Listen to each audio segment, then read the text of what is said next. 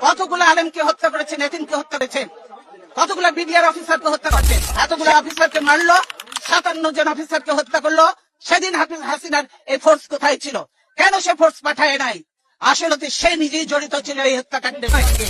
আজকে তো এমন অনেক আননোন চেহারা দেখা যায় যাদেরকে চেনা যায় না যে তারা আসলেই বাংলাদেশি কিনা। গণতন্ত্র চাবেন না, দেশ রক্ষা করতেও চাবেন না, গোলামি করবেন, দালালি করবেন। এই গোলামি তো রাখবে না। লিন্দুক দর্জির ইতিহাসটা পড়ে দেখেন, সেও কিন্তু টেকে নাই বেশি দিন, তাকেও বিদায় নিয়েছে এত দালালি করে, দেশ বিক্রি করে। কাজে এই দেশ বিক্রি চলবে না হাসিনা, দেশ রক্ষা হবে ইনশাআল্লাহ। আজকে সকলের দায়িত্ব হয়ে গেছে দেশ বাঁচানো, মানুষ বাঁচানো।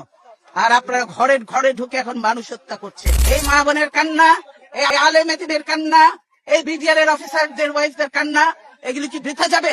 এগুলি কোনোদিনও বৃথা যাবে না।